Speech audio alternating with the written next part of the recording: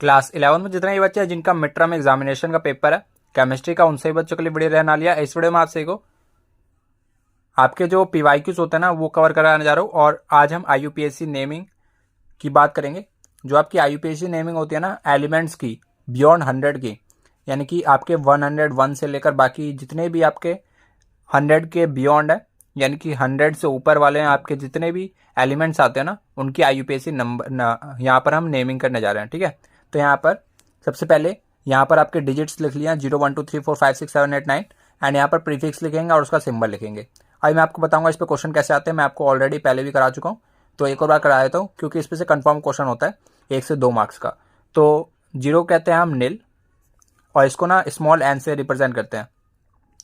1 को कहते हैं हम अन और 2 को कहते हैं हम बाई, 3 को कहते हैं ट्राई और यहाँ पर 4 को कहते हैं हम क्वाड, 5 को कहते हैं पेंट, 6 को कहते हैं हैक्स एंड यहाँ पर 7 को कहते हैं हम सेप्ट, 8 को कहते हैं ऑक्ट, 9 को कहते हैं इन।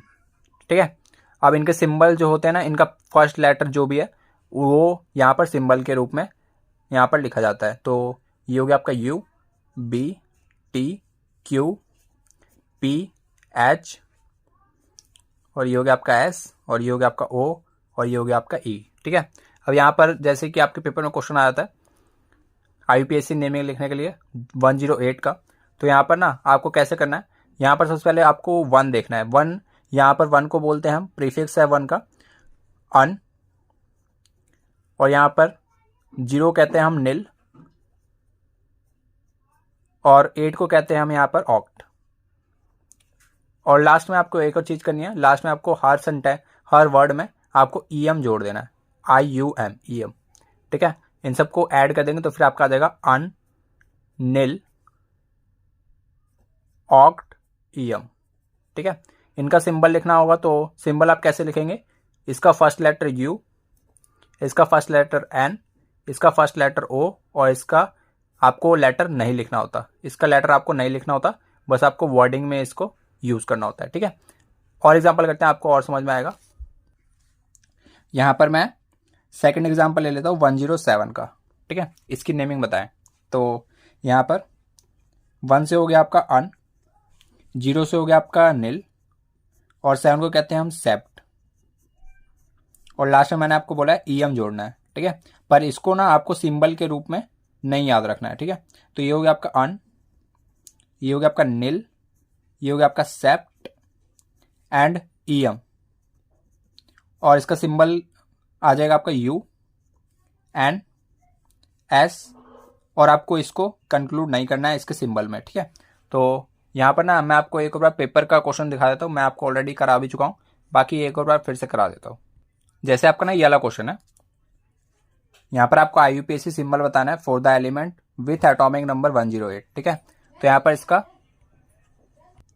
जो आईयूपीएससी नेम होगा ना सबसे पहले आप वो लिख लेंगे। 1 का हो जाएगा आपका अन, 0 का हो गया आपका नील एंड 8 का हो गया आपका ऑक्ट। अभी अभी मैंने आपको बताया उस चार्ट को आपको याद कर लेना है। ठीक है, इसके बाद लास्ट में आपको ईएम जोड़ना है। ठीक है, तो ये बन जाएगा आपका पूरा आईयूपीएससी नेमिंग अन नील ऑक्ट ईएम। ठीक है, पर आपको यहाँ पर क्या करना है, यहाँ पर आपको ईएम को कंक्लूड नहीं करना है, इन सबके फर्स्ट लेटर को आपको देख लेना है। यू हो गया, एन हो गया, ये वाला एन और यहाँ पे हो गया आपका ओ। ठीक है, तो यहाँ पर ऑप्शन नंबर सी जो है आपका यहाँ पर राइट आंसर होगा। ऑप्शन को ढंग से देखना, कुछ बच्चे यहाँ पर ये भी मार के आ गए होंगे जिस वजह से उनका आंसर गलत हो गया होगा। अब आप सभी ना मुझे ना यहाँ पर ये 5 नेमिंग 3 4 5 6 7 ये हो गया आपके 5 नेमिंग। ठीक है, तो इनका आंसर ना आप खुद से बताएंगे। यहाँ पर मैं दे देता हूँ 110 120 135 एंड यहाँ पर हो गया आपका 115 एंड ये हो गया आपका 111। ठीक है, तो इसकी नेमिंग ना आप सभी कमेंट में बताएंगे कि इसकी नेमिंग क्या आएगी। और आपको मैं ये भी बता दूँ, और जो भी बच्चा इस वाली वीडियो पर नया है उनको मैं यहाँ पर बता देता हूँ, आपका जो भी यहाँ पर मिड टर्म एग्जाम का पेपर है ना उस पर हम ना पीवाईक्यूज कर रहे हैं, क्योंकि ज़्यादातर आपके जो है पीवाईक्यूज हर साल रिपीट कर जाते हैं।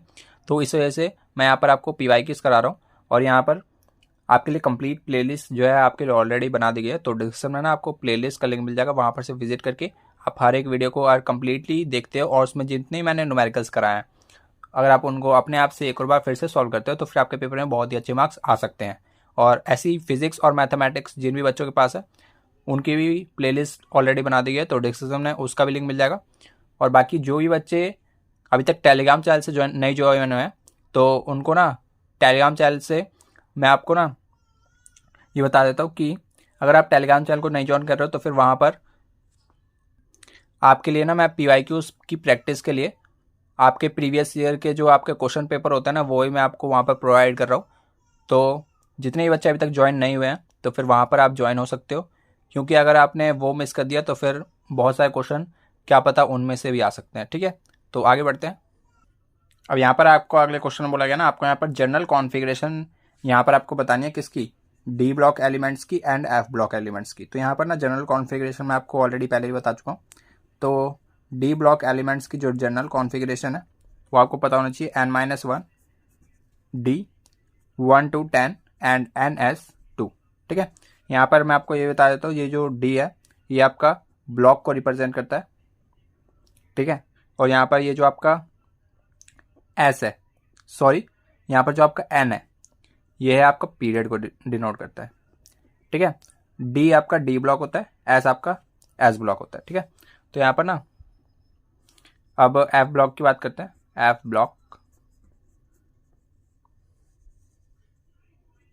F ब्लॉक की जो जनरल कॉन्फ़िगरेशन है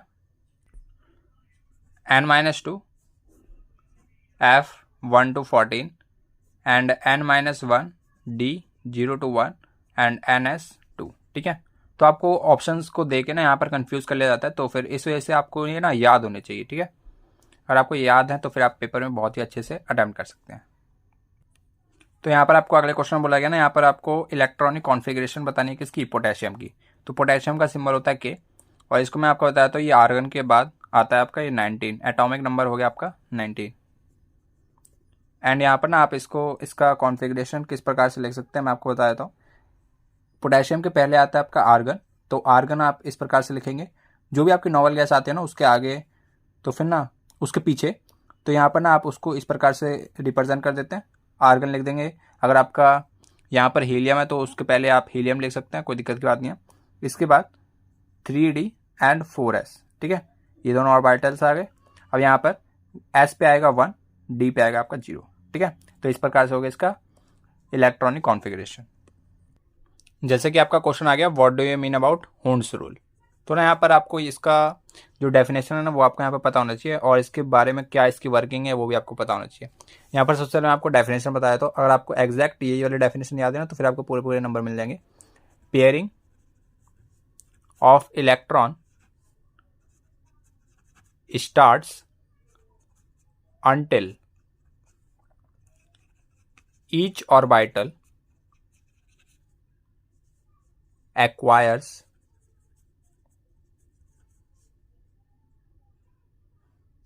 single electron in it। ठीक है, तो इसका मतलब क्या, मैं आपको एग्जांपल की मदद से समझाऊंगा। मान लो यहाँ पर आपका P4 ऑर्बिटल है और यहाँ पर ना इस प्रकार से ये हो गया आपका 1 और ये हो गया आपका 2। ठीक है, और एक और है आपका यहाँ पर D6। ठीक है, इसमें आपके होते हैं 5, 1 2, ये हो गया आपके 4 और 1 ये हो गया आपका 5। ठीक है,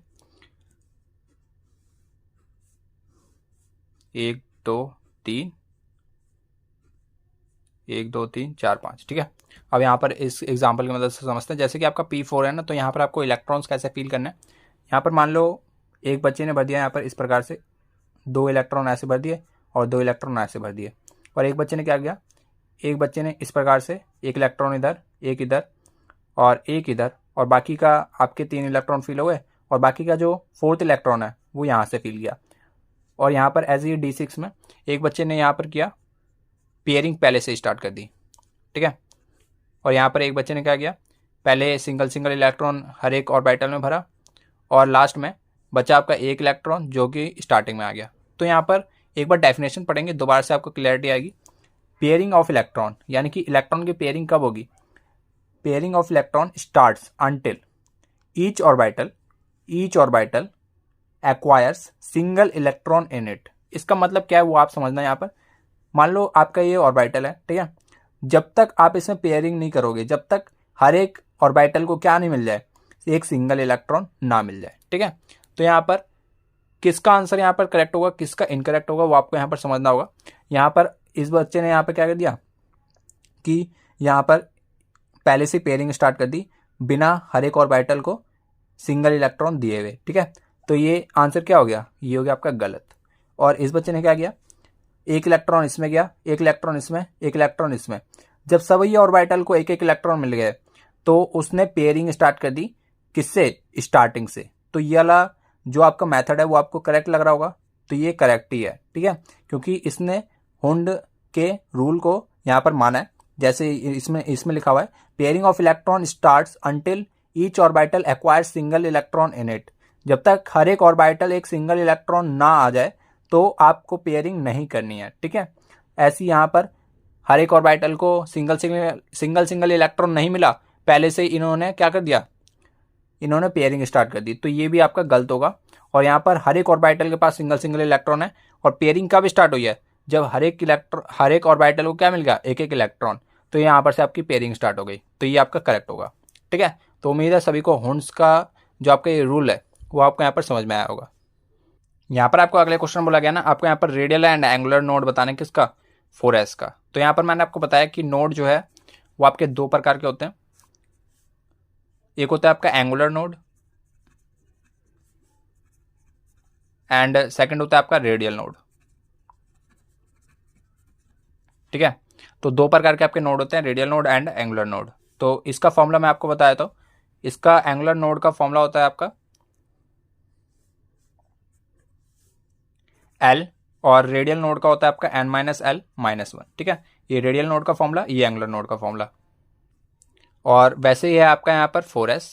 तो यहाँ पर ना आपको radial and angular node find करना था, तो यहाँ पर ना आपको क्या करना होगा, जो ही बच्चा इसको मतलब भूल जाता है तो फिर उसको वो कैसे याद कर सकता है वो मैं यहाँ पर आपको बता देता हूँ। जैसे कि एंगुलर नोड है ना, यहाँ पर आपका एल का ज़्यादा साउंड आ रहा है तो इस वजह से ना यहाँ पर एल हो जाएगा, ठीक है, एंगुलर नोड। और यहाँ पर रेडियल नोड है और बाकी जो बच गया आपका वो हो गया रेडियल नोड, ठीक है। बहुत ही सिंपल है, याद करने का तरीका है। तो यहाँ पर 4s है आपका, तो यहाँ पर ना n की वैल्यू आपको दिख रही है, n की वैल्यू ये 4 है और s की वैल्यू क्या है, सॉरी l की वैल्यू क्या है, L की वैल्यू क्या हो जाएगी यहाँ पर 0, क्योंकि S के पास क्या होता है 0, P के पास 1, D के पास हो गया आपका यहाँ पर 2 एंड F के पास 3। तो यहाँ पर हम यहाँ पर सबसे पहले रेडियल नोड फाइंड कर लेते हैं, रेडियल नोड। तो रेडियल नोड का आपका फॉर्मूला क्या है, n-l-1। तो n की वैल्यू 4, l की वैल्यू 0 और -1 जो कि हो जाएगा आपका यहाँ पर से 3। और यहाँ पर से हो गया आपका angular node, angular node is equal to l और l की वैल्यू कितनी है 0। तो ये हो गया आपका angular node and this is radial node. ऐसे ही मैं आपको होमवर्क दे देता हूँ, यहाँ पर इसका आप आंसर बताएंगे। क्वेश्चन नंबर शायद ये 6 से 7 चल रहा है, ठीक है। तो यहाँ पर इसका आप आंसर बताएंगे या फिर आप ऐसे लिख देना एंगुलर नोड ये है और रेडियल नोड ये है, तो फिर मैं आपको यहाँ पर बता दूंगा कि आपका करेक्ट है या इनकरेक्ट आंसर। आप बताना यहाँ पर 4D और यहाँ पर बताएंगे आप 5P। आगे बढ़ते हैं। मैंने आपको पिछली वीडियो अगर आपको याद हो तो वहाँ पर ना मैंने आपको बताया था कि एक आपका आइंस्टाइन और प्लैंक्स थ्योरी के जो आपकी एनर्जी थी ना, वहाँ पर उन दोनों को इक्वेट करके ना हमने एक इक्वेशन निकाली थी लैम्डा की वैल्यू, जो कि आई थी आपकी H/mv। तो मैंने आपको बताया था बहुत ही ज़्यादा फेमस इक्वेशन है, इस पर से जो है आपका कभी भी न्यूमेरिकल पूछा जा सकता है। तो है ना, यहाँ पर आपको क्या करना होगा, यहाँ पर ना आपको वेवलेंथ फाइंड करनी है 10⁻³ kg ऑब्जेक्ट की। वो जो मूव कर रही है ना वो 10⁶ मीटर पर सेकंड से मूव कर रही है। तो ना यहाँ पर आपको सारा डेटा आपको गिवन होगा और यहाँ पर ना आपको क्या करना है, यहाँ पर आपको मास गिवन है, वेलोसिटी गिवन है, एच की वैल्यू आपको पता ही होती है, नहीं भी पता मैं आपको बताया था 6.626 इंटू 10⁻⁻34। ठीक है, तो ये आपकी होती है प्लैंक्स कांस्टेंट की वैल्यू। तो ना यहाँ पर हम सारा डेटा हमें गिवन है। अब यहाँ पर हम आंसर निकाल लेते हैं। लैम्डा की वैल्यू क्या हो जाएगी 6.626 इंटू 10⁻⁻34 और डिवाइड में हो गया आपका क्या मास है आपका 10⁻31 एंड वेलोसिटी इज 10⁶। सभी चीज़ों को सॉल्व कर लेते हैं। यहाँ पर हो जाएगा आपका ये, इसको ऊपर ले जाते हैं 6.626 इंटू 10⁻, इसको ऊपर ले जाएंगे तो ये हो जाएगा आपका -34 + 31 और ये ऊपर जाएगा तो -6। तो 6.626 इंटू 10⁻, ये कितना आ गया, ये आपका -3 और -6 तो -9, इतने मीटर आ गया आपका वेवलेंथ। बहुत ही ज़्यादा सिंपल क्वेश्चन आते हैं। अगर आपको फॉर्मूला याद है डायरेक्ट आप यहाँ पर फॉर्मूला पुट कर देंगे तो फिर आपका आंसर आपके सामने मिल जाएगा। एक आपका जो है ना यहाँ पर ऑर्डर है EM वेव्स का, वो आपको यहाँ पर याद रखना होगा। जैसे कि आपके लिए मैं यहाँ पर राइमिंग बना देता हूँ। गाड़ी XUV इन माई रेंज, ठीक है। G से हो गया आपका यहाँ पर गामा रेज और यहाँ पर जो आपका X है ये रिप्रेजेंट करता है एक्स रेज को एंड U रिप्रेजेंट करता है UV रेज को, V रिप्रेजेंट करता है यहाँ पर विजिबल रेज और इन जो कि हो जाएगा आपका इंफ्रारेड।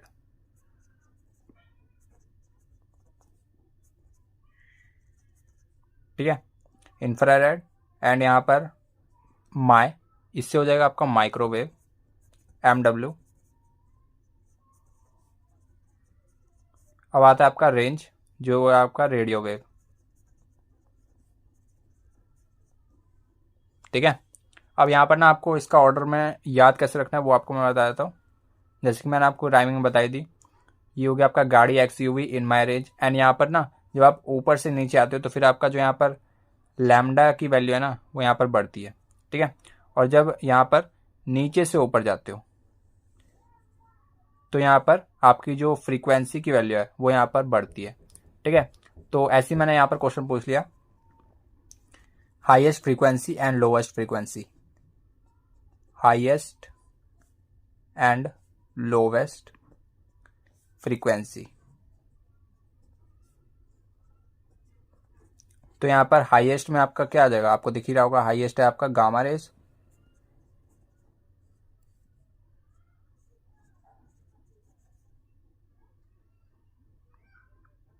एंड यहाँ पर लोवेस्ट में हो गया आपका क्या रेडियो वेव्स।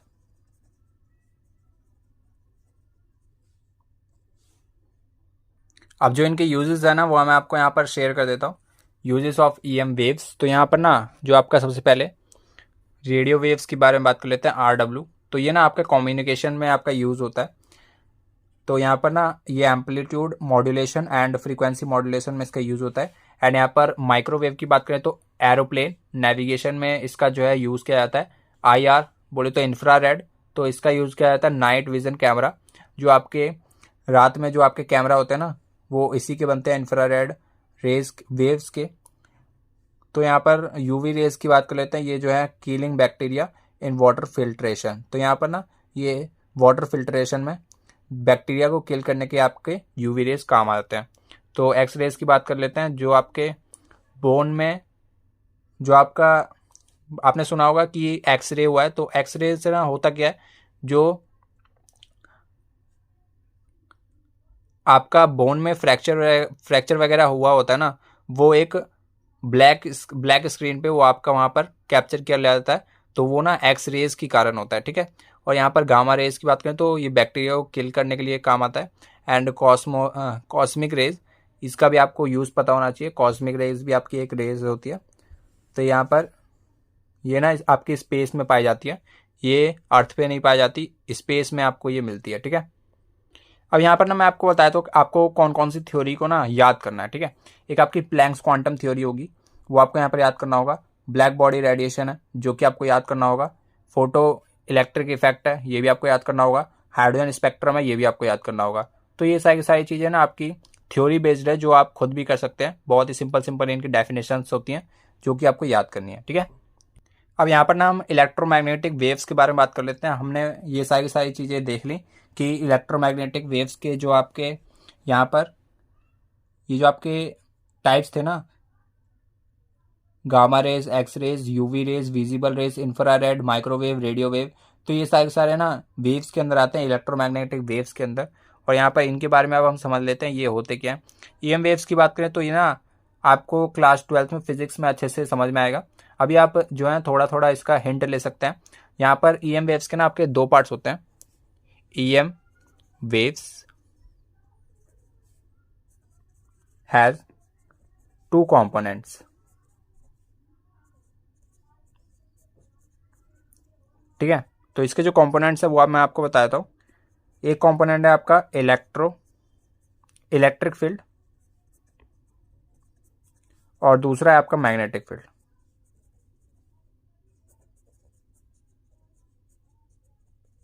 ठीक है। तो EM waves has two components, electric field and magnetic field. ये भी आप क्लास 12th में पढ़ेंगे, पर मैं आपको यहाँ पर बता देता हूँ electric field and magnetic field होता क्या है। मैग्नेटिक फील्ड तो आप सभी जानते होंगे। मैग्नेटिक फील्ड एक नॉर्मल सी बात है, बचपन में सभी ने मैग्नेट से तो खेला ही होता है। मैग्नेट्स में मान लो ये आपका नॉर्थ पोल है और ये आपका साउथ पोल है, और ये इनमें से जो फील्ड्स निकलती है ना वो आपकी होती है यहाँ पर क्या, वो होती है आपकी मैग्नेटिक फील्ड्स, ठीक है। तो ये हो गया आपकी मैग्नेटिक फील्ड। और इलेक्ट्रिक फील्ड की बात करें, मान लो आपका एक कंडक्टर है, वायर मान लेते हैं इसको। वायर में से ना आपकी मान लें यहाँ पर वायर में से जो आपके ये कॉपर के इस प्रकार से ये होते हैं ना, इनमें से जो पतली पतली सी वायर होती हैं, ये जो आपकी वायर है ना, इनके अंदर जो यहाँ पर इलेक्ट्रॉन्स का फ्लो होता है, तो इलेक्ट्रॉन के फ्लो से ना यहाँ पर इलेक्ट्रिक फील्ड बनती है। तो यहाँ पर ना जो आपकी इलेक्ट्रिक फील्ड होती है वो इलेक्ट्रॉन्स के फ्लो से बनती है, और उसी को कहते हैं, क्या कहते हैं हम, उसको कहते हैं हम इलेक्ट्रिक फील्ड, ठीक है। बस आपको इतना ही समझना है। अभी आपको क्लास 12th में अच्छे से समझ में आएगा कि ये सारी चीज़ें होती क्या है, ठीक है। ये हमने वायर मानी है, और ये हो गया हमारे मैग्नेट्स। अब यहाँ पर आपको मैं बताता हूँ जो आपकी ईएम वेव्स है,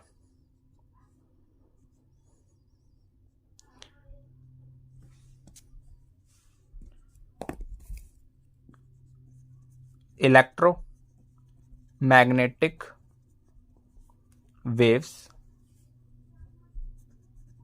does not require any medium to propagate। ये मैं समझाऊंगा, ये मैंने लिखा गया है। जैसे कि आपकी जो इलेक्ट्रोमैग्नेटिक वेव है ना, इनको कोई भी सही मीडियम से मतलब नहीं है, चाहे एयर हो, चाहे वैक्यूम हो, चाहे यहाँ पर आपका कोई सा भी मीडियम हो, चाहे वाटर हो, चाहे आपका यहाँ पर अल्कोहल हो, चाहे कुछ भी हो, ठीक है। इनको यहाँ पर मीडियम से कुछ भी मतलब नहीं है प्रोपोगेट करने के लिए, यानी कि आगे बढ़ने के लिए। इनको प्रोपोगेट करने के लिए इनके पास कोई सा भी मीडियम की रिक्वायरमेंट नहीं है। तो यहाँ पर ना इसका जो डायग्राम है वो मैं आपके सामने बना देता हूँ। सब बस आपको इतना ध्यान में रखना है, electromagnetic waves does not required any medium to propagate. तो यहाँ पर ना आपके पास मीडियम का कोई भी रिक्वायरमेंट नहीं है इलेक्ट्रोमैग्नेटिक वेव्स के लिए। तो यहाँ पर ना आगे बढ़ते हैं। अब यहाँ पर मैं आपको इसका डायग्राम बना देता हूँ। डायग्राम किस प्रकार से है इसका, ये होगी आपकी X axis and Y axis. तो यहाँ पर ना मैंने आपको बताया था इसके पास दो कंपोनेंट है, एक आपका electric field and magnetic field. तो ना ये दोनों के दोनों electric field and magnetic field ना दोनों के दोनों एक दूसरे के परपेंडिकुलर होते हैं। तो कैसे परपेंडिकुलर है वो आपको मैं समझा देता हूँ। तो ये हो गया आपका इलेक्ट्रिक फील्ड, और ये हो गया आपका मैग्नेटिक फील्ड।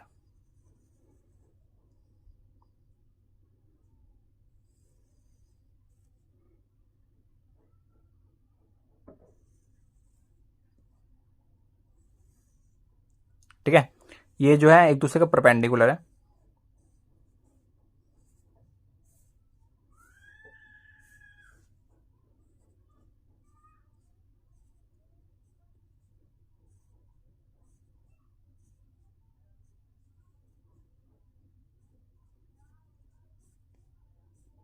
इन दोनों के बीच में जो एंगल है ना वो हमेशा 90 डिग्री का रहेगा। ठीक है, ये आपको यहाँ पर ये सारी बातों को ध्यान रखना है।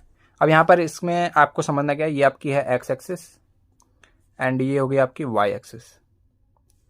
तो यहाँ पर इसको मान लिया हमने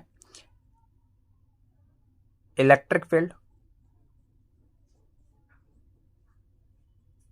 एंड इसको मान लेते हैं हम मैग्नेटिक फील्ड। ठीक है, तो आपको यहाँ पर दिख रहा है ना कि ये जो है ना इस प्रकार से है, ये आपका इस प्रकार से ये हो गया ये इलेक्ट्रिक फील्ड, ये मान लो इस प्रकार से आपका इलेक्ट्रिक फील्ड और ये हो गया आपका मैग्नेटिक फील्ड। ठीक है, तो ये वाला है आपका electric field and magnetic field. ये हमेशा ना ये मैग्नेटिक फील्ड आपका स्पेस में रहेगा यानी कि जेड एक्सिस पे रहेगा, और यहाँ पर ये जो आपका मैग्नेटिक फील्ड है ना ये इस तरफ है, इस तरफ। ये आपका इलेक्ट्रिक फील्ड इस वाले प्लेन में, इस वाले प्लेन में इस प्रकार से इलेक्ट्रिक फील्ड, और ये आपका मैग्नेटिक फील्ड इसके परपेंडिकुलर। परपेंडिकुलर कहाँ पे, जेड एक्सिस में, इस प्रकार से स्पेस में है, ना कि इस प्लेन में, ना ही इस प्लेन में है पर इस प्लेन में नहीं है। ठीक है, तो ये ना इसके स्पेस में है। तो यहाँ पर आपको समझ में आ गया होगा इलेक्ट्रिक फील्ड क्या है और मैग्नेटिक फील्ड क्या है, ये दोनों जो है एक दूसरे के परपेंडिकुलर होती है। तो यहाँ पर मैं आपके लिए लिख भी देता हूँ, electric field and magnetic field, electric field and magnetic field remains perpendicular to each other। और यहाँ पर आपको ये भी मैं बता देता हूँ कि जो इलेक्ट्रिक फील्ड है वो मैग्नेटिक फील्ड को प्रोड्यूस करते हैं और जो मैग्नेटिक फील्ड है वो इलेक्ट्रिक फील्ड को प्रोड्यूस करते हैं, और इसी प्रकार से ये आपका प्रोसेस फर्दर चलता रहता है। इसी वजह से इसको कोई से भी मीडियम की रिक्वायरमेंट नहीं होती है। तो यहाँ पर आप लिख सकते हैं electric field produces magnetic field and magnetic field produces electric field simultaneously,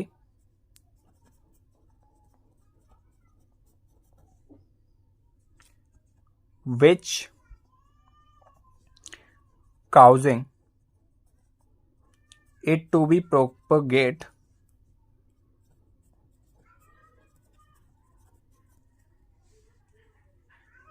without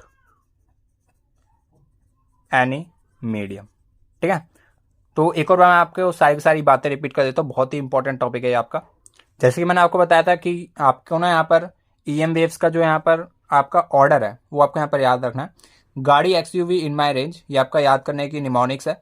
और यहाँ पर ना जी से हो गया आपका गामा रेज, एक्स से हो गया आपका एक्स रेज, यू से यूवी रेज, वी से विजिबल रेज, आई एन से इंफ्रारेड, एंड माई से हो गया आपका माइक्रोवेव, रेंज से हो गया आपका रेडियो वेव। एंड यहाँ पर ऊपर से नीचे आएंगे तो आपका वेवलेंथ जो है यहाँ पर बढ़ेगा, और यहाँ पर ऊपर से नीचे आते हैं ना तो फिर आपका फ्रीक्वेंसी यहाँ पर घटता है। ठीक है, और नीचे से ऊपर जाते हैं तो फ्रीक्वेंसी बढ़ता है। ठीक है, बस आपको इतना याद रखना है।